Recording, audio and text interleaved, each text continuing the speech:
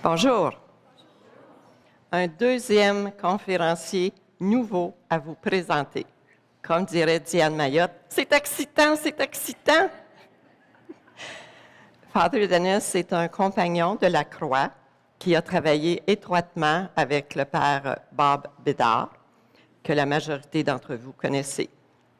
Puisque Father Dennis est ici pour livrer son témoignage, je n'en dis pas plus et je lui donne la parole. Accueillons-le chaleureusement. Alors, un bon matin. C'est un beau matin, hein? Au mois de juin, le mois du Sacré-Cœur. Ça me fait penser qu'il y a 30 ans, au mois de mai, en 1986, je suis arrivé ici à la paroisse Saint-Gabriel. J'ai migré, disons, du sud d'Ontario, du diocèse de Hamilton, pour me joindre aux Compagnons de la Croix, au père Bédard. Dans ce temps-là, on n'avait pas de nom. Hein? Les Compagnons de la Croix, on n'avait même pas arrivé avec un nom, mais je suis arrivé ici. Puis, j'étais encore séminariste, alors j'avais fini ma théologie et justement, j'ai eu mon interview avec Monseigneur Plourde. C'était tout en anglais. Et à la fin, je lui dis comme ça, juste à la fin, vous savez, Monseigneur, je parle un petit peu le français, québécois d'origine. Alors là, il me regarde, il dit, ça a pris 3 secondes. Je t'envoie à Saint-Gabriel. Alors, c'est comme ça, j'ai commencé dans le secteur bilingue du diocèse. Alors, là, il y a 30 ans, je suis ici à la paroisse à côté, Annonciation du Seigneur. C'est comme j'ai fait un gros tour et me voici ici ce matin. Alors, où commencer avec le témoignage?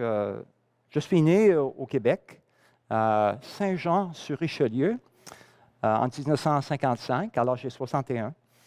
Et un peu de l'histoire de mes parents. Mon père a rencontré ma mère en 1947. Justement, il avait fait une année d'université à l'université de McGill en anglais. C'est un Irlandais bilingue.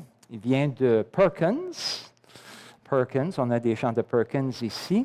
Alors, justement, à l'anniversaire, le 17e anniversaire de ma mère, Gloria Dupuis, on avait fait les introductions.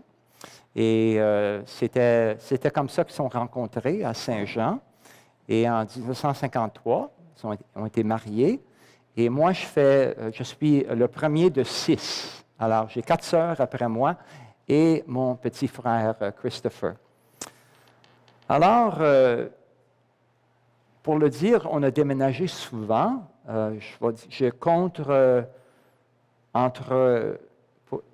je suis arrivé en Ontario en 1967, mais avant ça, j'ai compté 11 fois que nous avons déménagé entre 3 différentes provinces. OK? Je ne peux pas toutes les... Mais c'était le Québec, l'Ontario, le Québec, l'Ontario, le Québec, l'Ontario, la Colombie-Britannique en Ontario. C'est un peu comme ça. On était arrivé à Georgetown et mon père, on a commencé sur un petit verger. Alors, c'est toujours dans le cœur de mon père d'avoir une ferme. Alors, on avait sur ce petit verger-là 800 pommiers, un acre d'asperges, puis un gros jardin. Puis à la suite, un marché où on vendait les produits de pommes, la gelée aux pommes et tout ça. Alors, pour commencer peut-être, pour parler un petit peu de la croissance de foi, mes parents ont toujours pratiqué la foi. Pas plus que ça, on allait à la messe le dimanche. Et là, c'est arrivé en 1975, mon père a fait l'expérience d'un cursillo. Alors pour lui, c'était un grand, au point de vue spirituel, c'est un éveillement majeur pour mon père. Et comprenez que là, mon père a fait l'expérience, ma mère après, lui à l'automne, lui au printemps. Et là, tout de suite, à la suite du cursillo, ils ont rentré faire l'expérience du mouvement charismatique. Et c'était le père Gérard Desrochers, qui était le curé à Burlington. Alors là, on allait de Georgetown à Burlington pour la réunion du prière du mercredi soir. Alors pour moi, je regardais ça, mes parents transformés. Et là, moi, j'ai fait l'expérience d'un week-end de corps. C'est corps, cœur. C'est un mouvement de jeunes. Et moi aussi, la semaine de suite, j'ai fait l'expérience des mouvements, des groupes de prière. Dans ce temps-là, il y avait du monde. Hein? J'allais de Georgetown à Oakville. Le groupe de prière à St. James comptait 330 personnes. 330 personnes, il y avait beaucoup de jeunes et tout ça. À la suite, j'ai fait l'expérience du baptême dans le Saint-Esprit et tout ça. Alors, les choses à la maison commençaient à changer. Alors, ma mère se disait, bon, là, je vais lire ma Bible pour la première fois. Alors, elle s'est procurée d'une une Bible Jérusalem. Alors là, le projet, c'est de lire de la Genèse jusqu'à l'Apocalypse. Alors, pour parler un petit peu de l'histoire, là, qu'est-ce qui est arrivé? Un bon dimanche au printemps, en route à la messe du dimanche, ma mère lisait dans son prion en église, et voilà que la première lecture du livre d'Exode, chapitre 20. Alors, je me rappelle, là, moi, j'étais assis en arrière, mon père, ma mère, puis là, elle commence à lire à haute voix. Et voici qu'est-ce qu'elle a lu. Elle dit, là, « Édouard, écoute ça. Pendant 6 jours, tu travailleras et tu feras tout ton ouvrage. Mais le 7e jour est un sabbat pour Yahvé ton Dieu. Tu ne feras aucun ouvrage, toi, ni ton fils, ni ta fille, ni ton serviteur, ni ta servante, ni tes bêtes, ni l'étranger qui est dans tes portes. Car en 6 jours, Yahvé a fait le ciel et la terre, la mer et tout ce qu'il contient, mais il s'est reposé le 7e jour, c'est pourquoi Yahvé a béni le jour du sabbat et l'a consacré. » Alors tout d'un coup, elle regarde à mon père, elle dit, « Édouard, le magasin, il est ouvert le dimanche. Il va falloir fermer. » Alors moi, en arrière, j'ai dit, « Attends, une minute là. Wow. Sais-tu, j'ai dit, moi, comme j'étais un peu en théologie là, à ce temps-là, j'ai dit, il y a une clause d'exception pour les pomiculteurs qui sont dépendants. Et dans ce cas-là, nous autres, si on faisait 1000 piastres par semaine ou 2000 piastres, 50% du revenu, on le faisait le dimanche. Alors, ce n'était pas juste une petite chose, là, fermer le dimanche. Ensuite, on a discuté avec un peu d'émotion et la décision, c'était, en fait, de fermer le dimanche. Alors, je m'ai dit, moi, les choses ne vont pas bien aller. Là, ça va... Qu'est-ce qui va arriver? Alors, on a fermé le dimanche. Tout de suite, le dimanche après, les gens voyaient que le marché était fermé. On venait de Toronto, on venait de loin. Alors, on rentre dans la cour, on vient sonner à la porte. Alors, c'est un peu ça. Qu'est-ce qui arrive? Est-ce que vous avez... C'était comme ça. Alors, cette année-là, qu'on a fermé, ce n'était pas une bonne année pour les pommes. Il y avait eu beaucoup de pluie, du temps froid, et les pommes, vraiment, n'avaient pas... c'était des petites pommes vertes, disons. Et là, il fallait toujours, à l'automne, payer l'hypothécaire pour l'année. Alors, nous avons des paiements, naturellement, encore pour la pomme. Et en tout cas, ça ne marchait pas bien, on perdait de l'argent. Puis tout d'un coup, mon père était commis voyageur. Moi, j'étais, je travaillais en plein temps pour la ferme. Et voilà que mon père a eu une idée, une inspiration. Alors, il a pensé que, qu'est-ce que je vais faire? Je vais aller au journal et placer un publicitaire. Mais il s'est dit en premier, il dit, moi j'ai fait ça avant, puis ça ne marche jamais. Mais là, on dirait qu'il y avait quelque chose, alors je vais l'essayer une autre fois. Alors, qu'est-ce qui est arrivé? Ce n'était pas des belles pommes. On perdait de l'argent, on avait beaucoup de pommes encore sur les arbres, les pommes tombaient à terre. Alors, qu'est-ce que je vais faire? Je vais mettre un publicitaire, 3 $ du boisseau pour la cueillette sur les arbres, 2 $ du boisseau pour les pommes tombées à terre. Alors, ça a passé jeudi. Le samedi prochain, suivant, les gens arrivaient comme des abeilles sur le miel. De tout partout. Avec le parking, on n'a pas de parking, ça arrivait tout en même temps, avec les boisseaux, des boîtes de carton, des sacs de vidange et des marmites. Voyez-vous, on vendait aussi par le poids. Alors, c'est arrivé comme ça. Dans une journée, toutes les pommes étaient parties. Toutes vendues. Et le samedi soir, on a compté. On est arrivé au montant exact, plus 5 cents, pour arriver à payer l'hypothécaire pour l'année. Imagine-toi. Juste comme ça. Alors, on a dit, louange au Seigneur, praise the Lord, praise the Lord. Puis c'est arrivé comme ça. L'année suivante, on a trouvé des nouveaux marchés pour les pommes. Nous avons doublé les recettes. On restait fermé le dimanche. Imagine-toi. Puis jamais encore on a ouvert le dimanche. Mon frère, après tout ça, se croyait déjà au ciel. En tout cas.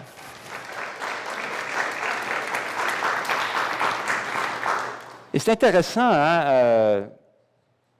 Un matin, un dimanche, un beau dimanche, il arrive avec quelque chose mon père avait lu dans le prophète Isaïe. C'est le 58e chapitre. Et voici. Si tu renonces à travailler le jour du sabbat ou à traiter une bonne affaire, le jour qui m'est consacré, dit le Seigneur, si tu parles du sabbat comme d'un jour de joie consacré à mon service et qu'il convient d'honorer, si tu le respectes effectivement en renonçant à travailler, à saisir une bonne affaire et à marchander longuement, alors je deviendrai la source de ta joie. Moi, le Seigneur, je t'emmènerai en triomphe sur les plus hauts sommets, et je ferai profiter du pays de Jacob, ton ancêtre, en reçu en propriété. Voilà ce que le Seigneur promet.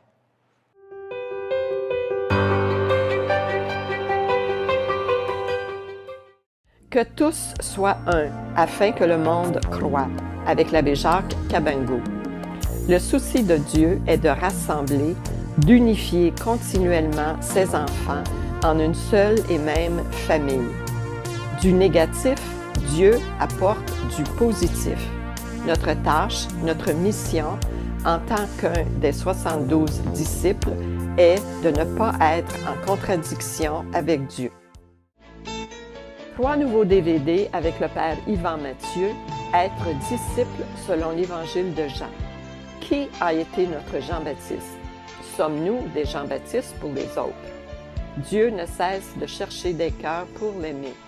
Père Mathieu fait aussi un lien très intéressant entre le Jardin d'Éden et le jardin près du tombeau où Jésus a été déposé.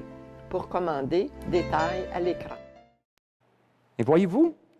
Alors, c'est une inspiration, vraiment, ça ne faisait pas de sens. Hein?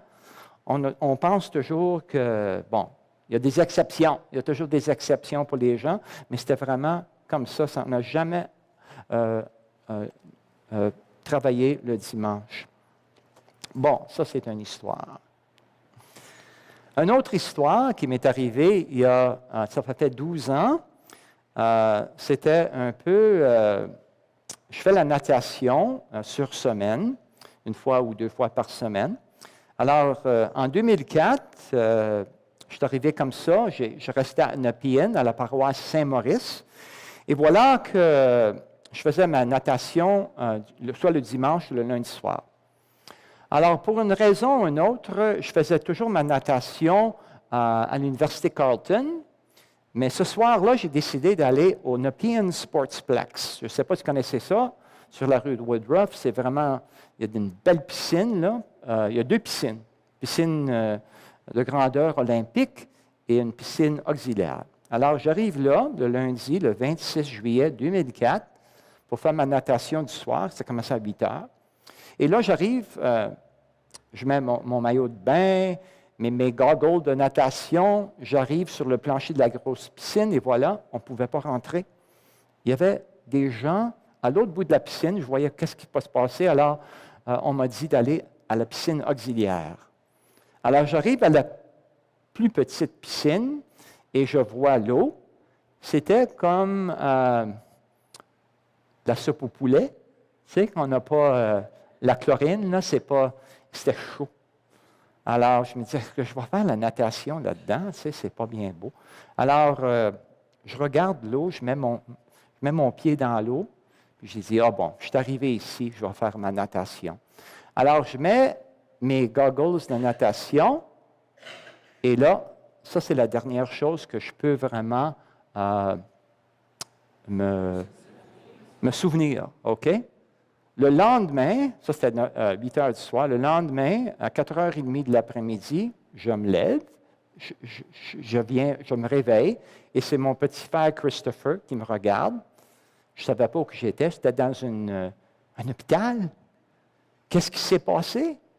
Mon frère Christopher veut toujours, on dit en anglais, best spin, Christopher, tu sais, il veut toujours mettre la bonne chose sur les histoires. Il dit, tu as eu un petit accident. Un petit accident. Alors, il me raconte ça, et ça paraît que je faisais de la natation pour une demi-heure, 30 minutes, puis là, j'ai subi une crise cardiaque. Et j'ai perdu connaissance tout de suite, et celui qui faisait de la natation à côté de moi me voyait descendre. Alors là, on m'a sorti de l'eau, aucun pouls. J'avais les poumons à moitié remplis d'eau. Et là, ça ne regardait pas bien. Est-ce que vous vous rappelez du groupe qui était dans l'autre piscine? Alors, qu'est-ce qui est arrivé? Ce groupe-là a su, il y avait des affaires, il y avait des alarmes et tout, on sortait. Alors, ce groupe-là de 5 personnes sont venus voir.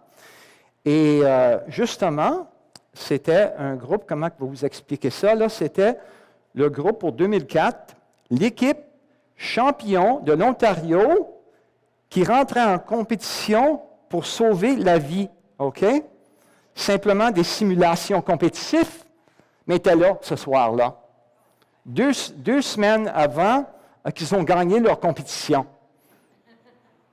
Alors, ce n'était pas une simulation, c'était the real deal, hein? Alors, j'ai parlé après à l'équipe, et voici que j'y arrive, et j'avais les poumons pleins d'eau, il n'y avait aucun pouls. Puis là, ils ont commencé, et voilà qu'avec le défibrillateur portatif, que je suis revenu au premier coup. OK? Et en tout cas, c'était un peu ça. Et après, j'ai fait un tripontage à l'hôpital civique. Et le Seigneur me dit ce soir-là, c'est comme j'ai entendu la voix du Seigneur, « Mon fils, c'est à cause de mon intervention que tu es encore ici sur terre. J'ai encore des travaux pour toi au verger et à ma vigne. Courage, je suis avec toi. » OK? Me voici.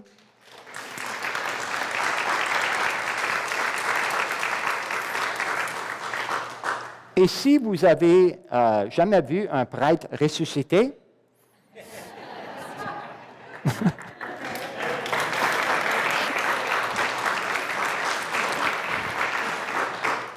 quand je suis retourné à la piscine pour dire mes merci, celui qui était en charge a dit que c'était the perfect rescue, comme on dit. En tout cas, le Seigneur arrange bien les choses. Hein? J'ai fait un tripontage et tout ça, mais voici, il y a 12 ans, j'ai 61, et hier, moi, je fais beaucoup de vélo. Alors, vois-tu, j'ai fait 10 000 hier en 43 minutes.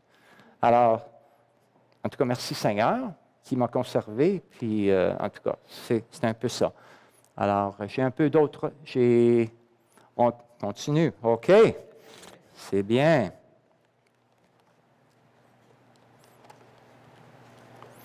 Comment vous parler un petit peu de ma communauté et pourquoi je suis parti de Hamilton, le diocèse de Hamilton, pour venir ici à Ottawa. Mais j'ai fait la rencontre du Père Bédard, qui faisait beaucoup, parlait beaucoup ici et là dans le mouvement charismatique.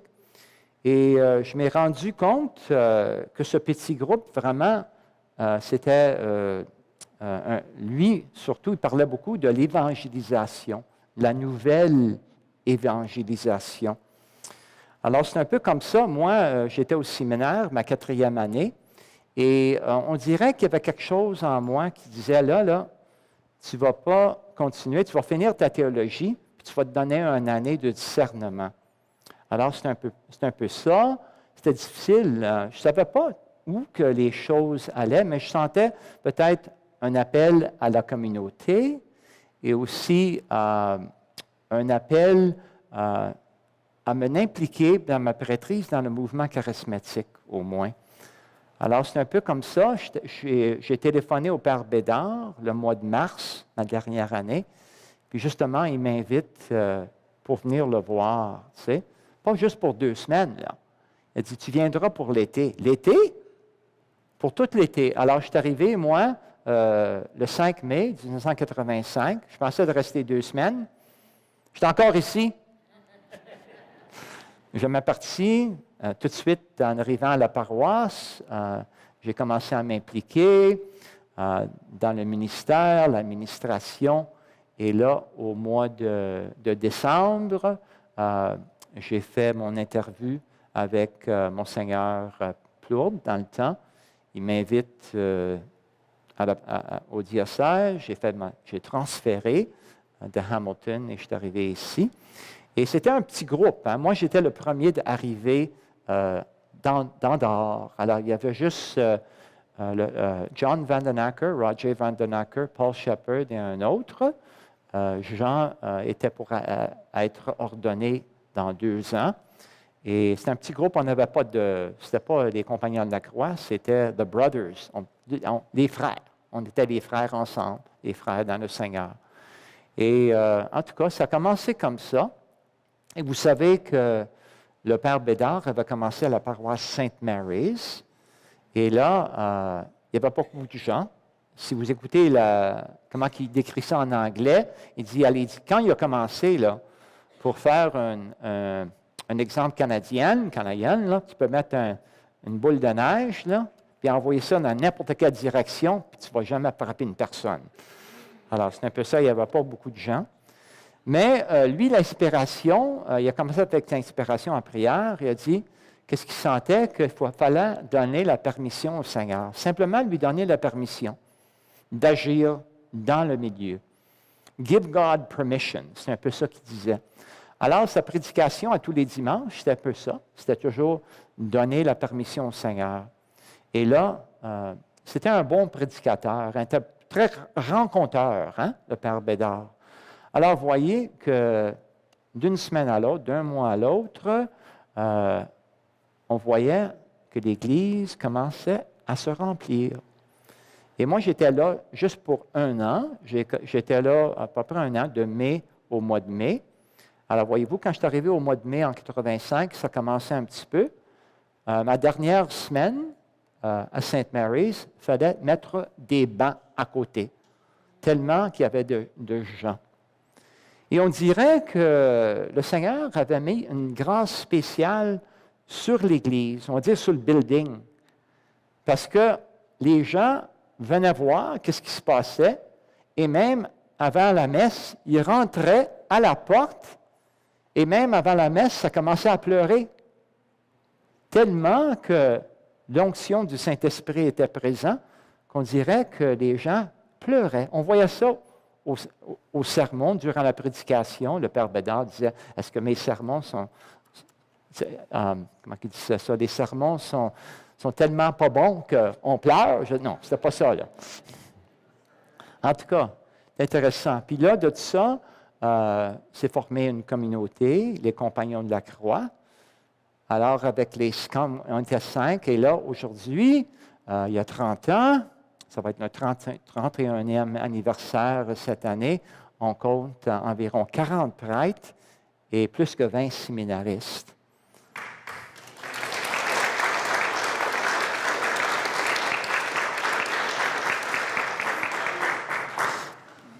C'est intéressant, hein, parce qu'on dirait là, qu'il y a une couple d'années que les nombres ont commencé à descendre, mais il y a à peu près 5 ans, je ne sais pas, c'est avec, depuis que notre fondateur il est mort en 2011. Puis on dirait quelques mois après que le Père Bédard, après le funérail, là, ça a commencé avec les vocations.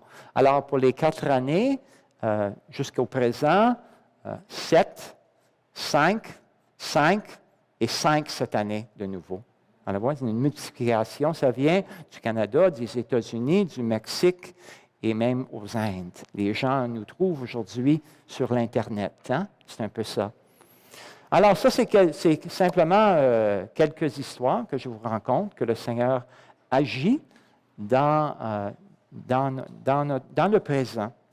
Alors, ça me donne beaucoup d'espoir et j'espère que ça vous a donné l'espoir et l'encouragement aussi. Merci beaucoup.